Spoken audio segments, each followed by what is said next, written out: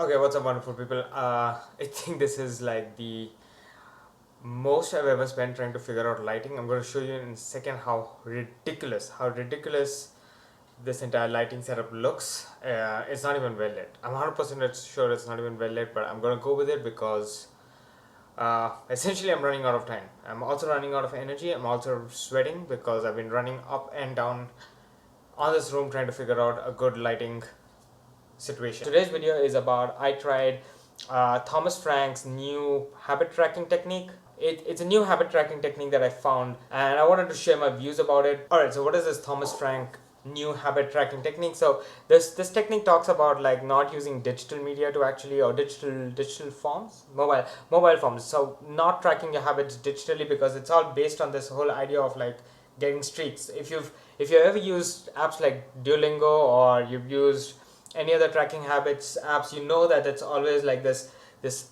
immense kind of dopamine effect it gives you whenever you have like long streaks that you tracked it. Essentially, it breaks down to using a physical book, a pen and a paper to track your habits. At the core of it, it's basically broken down into two parts. You break your month into two parts, 15 days each, and you track your habits for 15 days. You kind of set some goals saying I'm going to do X 5 days a week, or I'm going to do something every day. And on the left side you have two parts, which is one part is the failure notes. So I'll talk about that in a second, and the second is a cycle review. Now, how this whole thing works is that every day, whenever you kind of successfully track your habit, or do your habit, or accomplish your habit for that day, you give it a little bit of plus sign.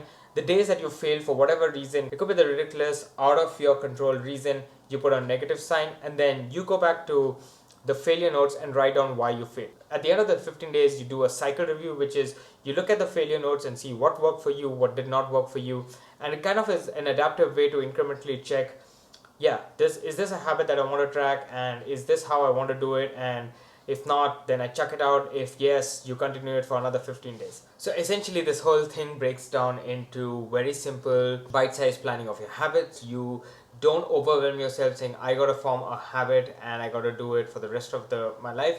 You basically take a habit that you want to try out and you do it for 15 days, plain and simple. I wanted to kind of try some overarching habits which I wanted to form.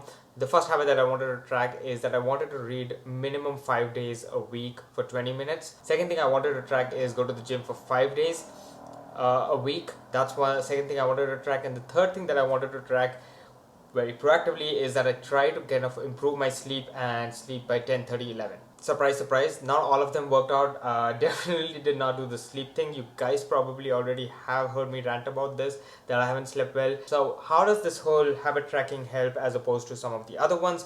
In my view, it helps because it's bite sized. You're just doing 15 days and that's it. That's your goal. Your goal is 15 days. If you can't do 15 days, then in your cycle review, you chuck it out and you say, yep, that's not a goal that I want to track, because that's not going to happen. For example, the sleep thing, it's gone. It's no longer something that I think I can do. The second way it helps is I feel it's a more of a plan as you go. You don't overwhelm saying I need to form a goal, big bang. You're planning as you go. You're adapting as you go. You're changing things as you go. That is where your failure notes and cycle review works. The failure note is basically every day you miss a habit, you put the date and you write down why did you miss it. And that way at the end of the cycle I would look through and see what worked for me, what did not work for me. A lot of times what did not work for me, for example, is my book reading or my sleep were always and definitely always impacted because I was binge watching YouTube. Here's one thing that I want to add that is something that probably isn't evident when you watch that video. The one thing that this whole kind of habit tracking works on is that it's not on digital. Like I said, it's not on digital, it's actually on your journal. So the first thing that you definitely need to be in a habit is to actually journal. You need to be able to have a habit that you write down something that you physically track on a piece of paper. I mean, I keep saying this, I know I've said this before, I sound more like a broken record now, that definitely track your habits, track things, to-do list, checklist, whatever you want to call it. Put that on a physical piece of paper, not on a digital media. So you definitely need to be in that habit, which is a journaling habit. The second thing you need to remember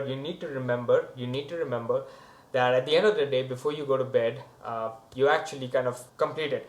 You don't have to always do it before going to bed, because if your sleep thing is one of the things, then maybe the first thing in the morning. But sometime at the first thing in the day or like the last thing in the day, you need to learn, you need to figure out that you need to track this, you need to basically sit down and mark your accomplishments, you need to track your day.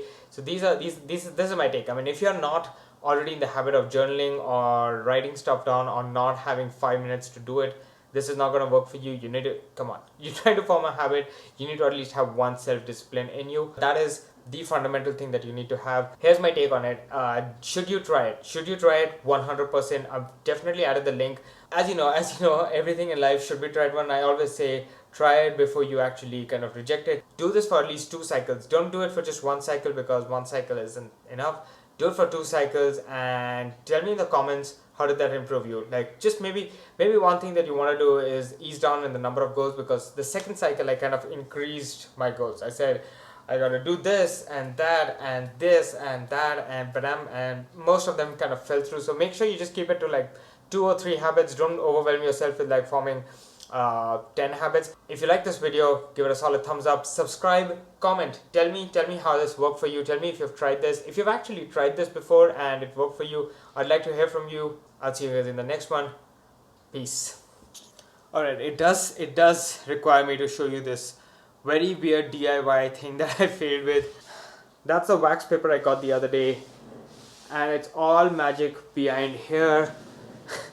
That is my foam roller.